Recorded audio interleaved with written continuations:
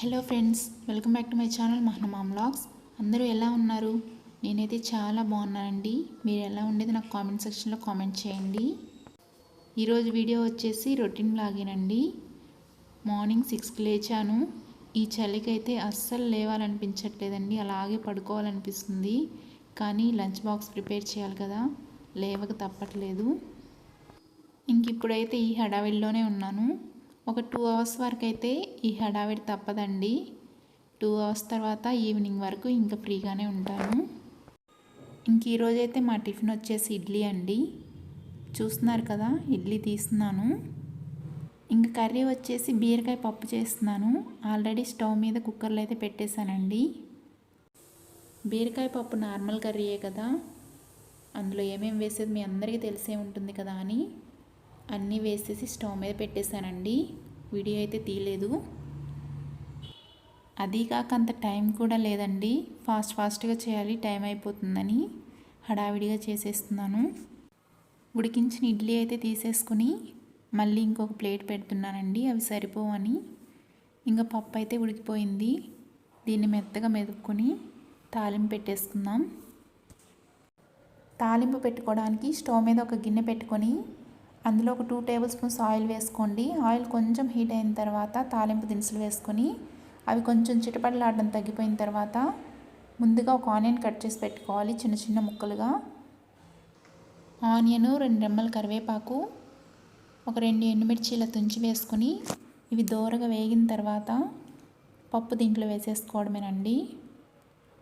మొత్తం కలిసే విధంగా ఒకసారి బాగా కలుపుకొని ఒక 2 నిమిషాల పాటు ఇలా కలుపుకుంటూ ఉడికించండి. ఇలా ఉడికించడం వల్ల నైట్ పప్పు మిగిలిపోతే మార్నింగ్ పాడవకుండా ఉంటుందండి, అందుకని ఇలా ఉడికిస్తున్నాను. నేనైతే ఒకవేళ పప్పు మిగిలిపోయినా అస్సలు పడేయనండి. మార్నింగ్ ఏ టిఫిన్ అయినా సరే ఆ టిఫిన్లోకి వేసుకొని తినేస్తాను. అసలు ఈరోజైతే నేను సొరకాయ పప్పు చేద్దాం అనుకున్నాను, కానీ చాలామంది సొరకాయ గారెలు చాలా బాగుంటాయి అంటున్నారు. అందుకని నేను ఒకసారి ట్రై చేద్దాంలే అని నిన్న ఈవినింగ్ అయితే ట్రై చేశానండి. మీకు షేర్ చేస్తాను ఎలా చేశాననేది. చెప్పాలంటే నిజంగా చాలా రుచిగా ఉన్నాయండి.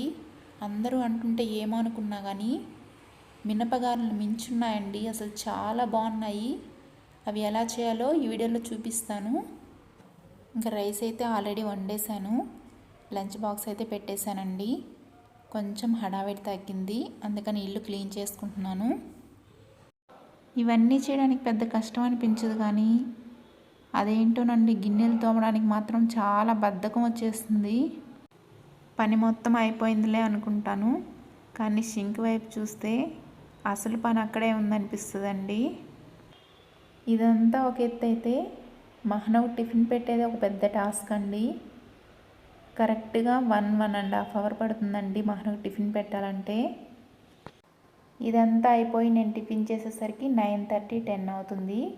సండే టైంలో అయితే కొంచెం లేటుగా లేస్తాం కదా, 11 వరకు అవుతుంది. 11:30కి కూడా చేస్తానండి టిఫిన్ అయితే. సో నా డైలీ ఎర్లీ మార్నింగ్ అయితే ఇలానే ఉంటుంది. మార్నింగ్ 10 వరకు కొంచెం బిజీగా ఉంటాను, మళ్ళీ 4 వరకు ఫ్రీగానే ఉంటానండి. 4కి అలా ఏవైనా స్నాక్స్ చేస్తాను. వాషింగ్ మిషన్ అయితే లేదండి, బట్టలు నేనే వాష్ చేసుకోవాలి. అందుకని బట్టలు వాష్ చేద్దాంలే అని మహనవ్ టిఫిన్ పెట్టేసి స్నానం చేయించేసి ఆడుకోమని చెప్పేసి వెళ్ళానండి. వచ్చే లోపల ఇలా చూడండి ఏం చేస్తున్నాడో. ఇంట్లో ఉన్న పౌడర్ డబ్బాలు మొత్తం తెచ్చేసి ఎలా పైన పోస్తున్నాడో చూడండి. ఇంకా మళ్ళీ అయితే స్నానం చేయించేసాను. ఇంకా నిన్న ఈవినింగ్ వచ్చేసి సొరకాయ గారెలు చేశానని చెప్పాను కదా, అవి ఎలా ఉన్నాయనేది మా మహనవ్ చెప్తాడు చూడండి. మహనవ్, సొరకాయ గారెలు ఎలా ఉన్నాయి, నీకు నచ్చాయా? ఓకే, మా మమ్మీ ఛానల్ని ప్లీజ్ అందరూ సబ్స్క్రైబ్ చేసుకోండి అని చెప్పు. ఓకే, బాయ్ చెప్పు. మా మహనవ్కి అయితే ఈ సొరకాయ గారెలు చాలా బాగా నచ్చాయండి. ఇంకా లేట్ చేయకుండా ఇవి ఎలా చేయాలో చూపిస్తాను పదండి. ఏం లేదండి, ఓ 10-15 నిమిషాలు ఇలా ఈజీగా ప్రిపేర్ చేసుకోవచ్చు. ఒక సొరకాయలో సగం తీసుకొని ఇలా తురుముకున్నాను. అందులో ఒక 1 స్పూన్ జీలకర్ర, ఒక ఆనియన్, 2 పచ్చిమిర్చి, 2 కరివేపాకు రెబ్బలు ఇలా చిన్న చిన్న ముక్కలుగా కట్ చేసుకొని వేసుకోండి. అలాగే రుచికి సరిపడా ఉప్పు, తగినంత రైస్ ఫ్లోర్ వేసుకోండి. దీనికి కొలతంటూ ఏం లేదండి. మనకు సొరకాయ లేతదైతే ఎక్కువ వాటర్ ఉంటుంది, దానికి సరిపడినంత రైస్ ఫ్లోర్ వేసుకోవాలి. అదే సొరకాయ కొంచెం ముదురుగా ఉంటే కొంచెం తక్కువ రైస్ ఫ్లోర్ పడుతుంది. ఇలా కలుపుకుంటూ ఎంత పడుతుందో అంత వేసుకోండి. ఫైనల్గా మనకు గారెల పిండి ఎలా ఉంటుందో అలా రావాలండి. వాటర్ అయితే అస్సలు యాడ్ చేయకండి, సొరకాయలో ఉన్న వాటరే సరిపోతుంది. చూసారు కదా, ఈ కన్సిస్టెన్సీలో కలుపుకోవాలి. ఇలా కలుపుకున్న తర్వాత 10-15 నిమిషాలు పక్కన పెట్టుకోవాల్సిన అవసరం లేదండి, వెంటనే వేసేసుకోవచ్చు. మనం కలుపుకున్న పిండిలో గారెకి సరిపడా పిండిని తీసుకొని, కొందరు గారెలు అయితే చేత్తోనే చేస్తారండి, నా వల్ల అయితే అసలు కాదు, ఇలా కవర్ మీద చేస్తాను. ఇలా చేసుకున్న తర్వాత డీప్ ఫ్రైకి ఆయిల్ పెట్టుకొని, ఆయిల్ బాగా హీట్ అయిన తర్వాత ఒక్కొక్కటి వేసుకోండి. వెంటనే ఒకదాని మీద ఒకటి వేసేసుకోకుండా, ఒకటి వేసిన తర్వాత అది పైకి వచ్చిన తర్వాత ఇంకొకటి వేసుకోండి, అప్పుడు మీకు ఈజీ అవుతుంది.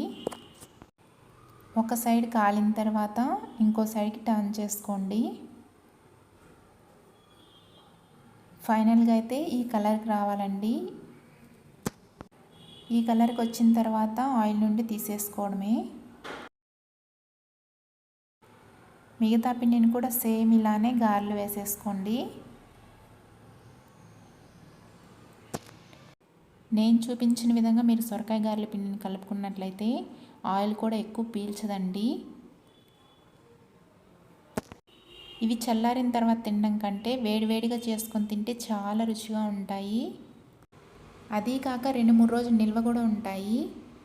ఇలా చేసుకున్నవి ఒక బాక్స్లో పెట్టుకొని మనకి ఎప్పుడు తినాలనిపిస్తే అప్పుడు ఆయిల్ వేడి చేసుకుని అందులో వేసుకొని తీసుకొని వేడివేడిగా తినొచ్చండి. మీకు ఇలా ఎన్నిసార్లు ఆయిల్లో వేసుకొని తినడం ఇష్టం లేకపోతే పిండిని ఒకసారి కలిపి పెట్టుకొని ఫ్రిడ్జ్లో పెట్టుకొని ఒక 4 రోజుల వరకు పాడవదండి. ఎప్పుడు కావాలంటే అప్పుడు వేడివేడిగా గారెలు వేసుకొని తినేసేయచ్చు. మీరు ఈ సొరకాయ గారెలు చేసుకునేటప్పుడు పిండిని మరీ పల్చగా తట్టుకోకండి, దీనివల్ల ఏంటంటే కొంచెం గట్టిగా ఉంటాయి. మరీ అంత పల్చగా తట్టుకోకండి, కొంచెం మందంగా తట్టుకోకండి, ఇక్కడ చూస్తున్న విధంగా ఉండాలి. ఈ విధంగా చేసుకుంటే సొరకాయ గారెలు మీకు పర్ఫెక్ట్గా వస్తాయి అండ్ రుచిగా కూడా ఉంటాయండి. సో మొత్తం పిండిని గారెలు అయితే వేసేసాను. మనం తీసుకున్న సగం సొరకాయకి ఈ గారెలు అయితే వచ్చాయి. దీన్ని బట్టి మీకు ఎన్ని గారెలు కావాలో అంత సొరకాయని తీసుకొని చేసుకోండి. ఇంక ఇవి ఎలా ఉన్నాయనేది రుచి అయితే చూపించలేను కదా, జస్ట్ తుంచి చూపిస్తాను, ఎలా ఉన్నాయో చూడండి.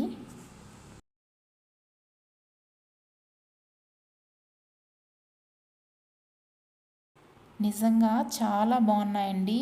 నేను చెప్పేదానికన్నా మీరు ఒకసారి ట్రై చేస్తే మీకు తెలుస్తుంది. ఒక్కసారి ట్రై చేసి చూడండి, మీకు ఎలా వచ్చిందనేది నాకు కామెంట్ బాక్స్లో కామెంట్ చేయండి. మీకు కానీ నా వీడియో నచ్చినట్లయితే లైక్ చేయండి, షేర్ చేయండి, కామెంట్ చేయండి, సబ్స్క్రైబ్ చేసుకోండి.